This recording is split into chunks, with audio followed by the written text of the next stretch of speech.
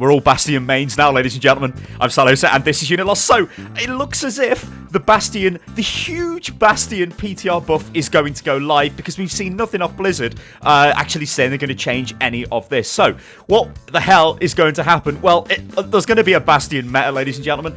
Now, we're going to go into detail on this in this video, of course, but the first thing I want to show you is just how tanky Bastion is. So, check this out. Now, this is me on Gibraltar, a bit of a Genji in my face, that's cool. I get nano boosted, so this now means when I'm in sentry mode, or if I was in tank mode while nano boosted, I've got 70% damage reduction. Nobody's actually attacking me because, yeah, why not? I've also got a Mercy helping me as well. Now, this is completely feasible, Mercy and Ana healing a Bastion. This is going to happen in competitive. Look at this, though. Look at my health. Like, I'm healing myself. I got a bit of Mercy healing as well. How much damage did I just take? And I didn't die? Bastion is a defensive hero. He's a DPS hero right now. He's an offensive hero. He was just like a tank there. He was like a roadhog healing himself and being pumped full of healing with like Ana and what? It was just crazy. I mean, look at that. Now, you've got to remember this is PTR, so skill levels are kind of all over the place, but I'll get onto that in a second because there's a whole issue with PTR. But look at this. This is a slowed down clip of what we've just seen. So, you can see me kill the Roadhog. Then we've got a Sombra, okay, not a lot of damage, and a McCree. The McCree is drilling me. I'm healing myself. I'm getting healed by Mercy.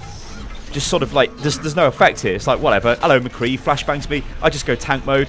Because why not? They're all on top of me and try and burn through them. So, what we're going to see in the background here is a lot of gameplay footage of me playing Bastion on the PTR. Now, little disclaimer, it is the PTR, so skill variances are everywhere. For example, there was a Genji player moaning about how OP Bastion is. I looked at the Genji player's profile, he was low gold. Now, I'm a Grandmaster like DPS player against a low gold player. There's a bit of a difference there, right? So you can't always just take it at face value, but what we can do is look at what's going on. And actually, what we can do as well is talk about why this is a problem with the PTR, because it's very difficult to actually test anything on the PTR. The whole point of it is it's a test server, the test realm. But you never really get balanced games on there. You never really get team compositions on there. It's all a bit random. It's all a bit difficult. It's all a bit quick play. Now, I'm not saying that's bad. I'm not being derogatory to people who play quick play. What I'm saying is it's very hard to test. Like, the only way to really test the changes is to test them on live. Now, what we can do, though, because we're not silly, is we can talk about the way this is going to impact the game, and we can put examples together. And I do have some footage of this, but as I said, remember, it is difficult to put this footage together because it's PTR. And what I'm referring to is what you'll see later on in the video, where I'm defending in a choke point. It's specifically on King's Row, but it would apply to 2CP maps as well. So, let's just look at some hard numbers, some hard facts, right? As you see that guy go, Bastion's OP! Right, what we've got is Bastion who can go into sentry mode much quicker, right? He can't actually headshot in sentry mode, and he's got maximum spread. But as you'll see throughout this video, it kind of really doesn't matter. It still outputs an absolute ton of damage. Sentry mode does, it's ridiculous. But the big thing is, you've got the damage reduction from the new passive called Ironclad. It means you take 35% less damage from all damage sources when you're in turret mode, so sentry mode, or when you're in tank mode. Now, what does that mean? Like, yeah, that means he's more tanky, right? That's what they were trying to achieve. They didn't want Bastion to just die instantly. Well, if we look at some figures and we look at some, let's say, counters to Bastion. If we had a Pharah, which I would say is a pretty strong counter to a stationary turret, right? Very good against taking out Torbjorn's turret. Should be good against taking out a Bastion, or at least moving the Bastion out of the way.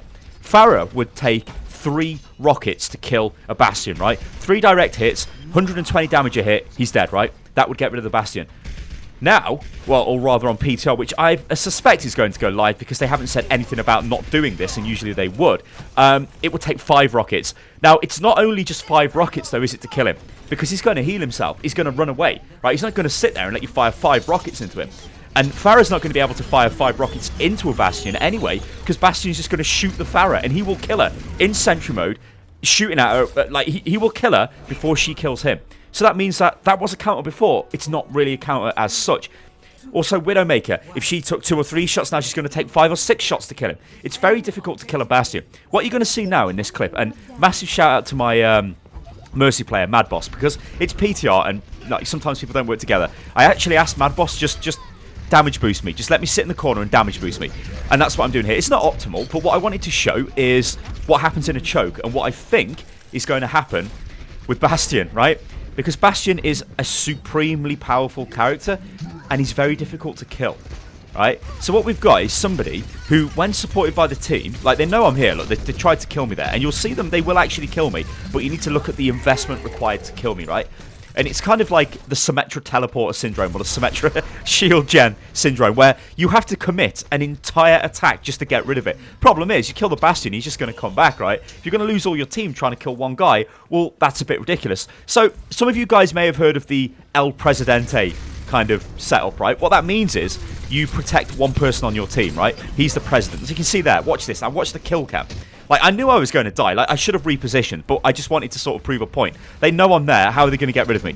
Like, I mean, they had to dive me with quite a lot of stuff there. So, but as I said, like proper Bastion play, you would have kept moving around and made yourself a bit of a nuisance. So, yeah, like the El Presidente setup is you just sort of build a team around one person.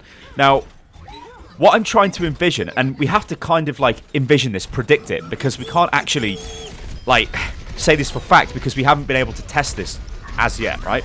Because it's PTR, it's not proper games, etc, etc, etc. It's very difficult to test. I've gone over all of that in this video, and we know that. I mean, like, look what I just did there with tank mode. Yeah, I was getting damage boosted, I'm getting pocketed, but that's going to happen in competitive. So, what do I think is going to happen? Well, on any kind of 2CP map or choke point map on defense, you're going to have Bastion set up, right? It's going to be 100% now. There just will be a Bastion.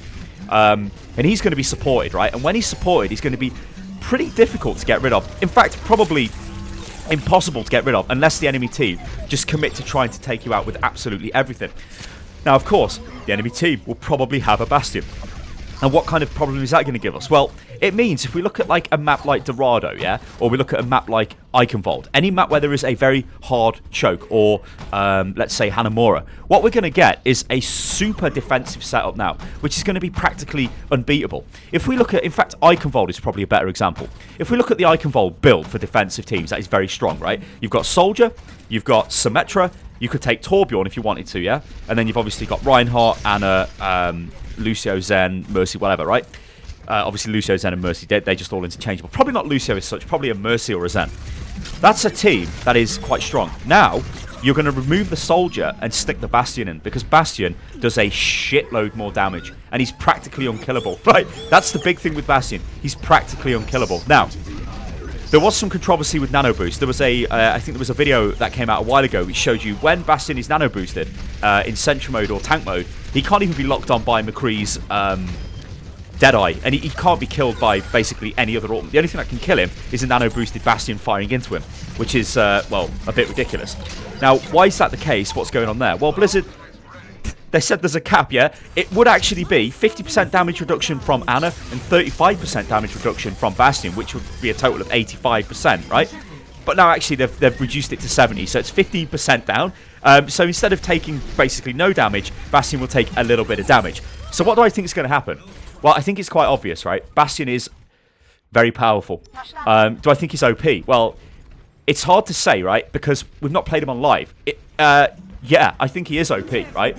I play Soldier, and after playing Bastion, he just feels like a much better Soldier with a ton of utility and a very powerful ultimate. Now, Soldier's got a very powerful ultimate, don't get me wrong, but that tank mode is pretty good. Not when you use it like this, but whatever, I just went in like a madman.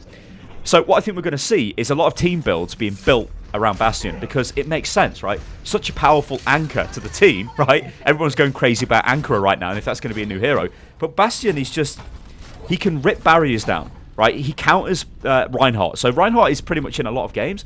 Like, you almost get to the point in competitive where if you don't have a Reinhardt, you're not going to win. Like, Reinhardt is essential. Well, Bastion just destroys Reinhardt. His barrier's gone, then he just kills him, right? And because of how fast Bastion is, he can move around, reposition, he can heal himself. It's just like, why take him instead of Soldier? So what I think we're going to see are teams built around Bastion that are designed with Bastion in mind. So there'll be a lot of damage boosted Bastion, there'll be a lot of nano boosted Bastion, because that is supremely powerful. What you would do, I think, when you get nano boosted is simply just go into sentry mode and just start firing, because the only way they're going to stop you is if they crowd control you. Anna's going to have to put you to sleep, Roadhog's going to have to hook you, and if they don't do that, then bad news. I mean, look at that.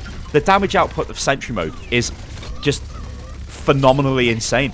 Like, Bastion is this character now with long range poke like Soldier, and then just immense medium to short range damage, and I mean immense damage, and that's what Soldier doesn't have, and that's the difference. Soldier's got his biofield. That's going to heal him. That's going to give him some survivability. But it's not as good as Bastion's heal, because Bastion can run away healing himself. Which, you know, is crazy strong, because the heal is always with him. Yeah, he's not healing his teammates. That's kind of the advantage Soldier's got. But I'm finding it very difficult to sort of see a way where you would take Soldier, like, instead of a Bastion. It's going to be a very interesting time, this is. I guess one thing I do want to touch on as well before I finish the video is the PTR itself, which does suffer from some problems. But I mean, look at the damage I just sustained there. I think I was getting healed by Mercy at the time. Let's watch this. So I think I'm getting healed by Mercy. He just jumps straight down and mows me away. Yeah, I mean, look at that. It's just ridiculous.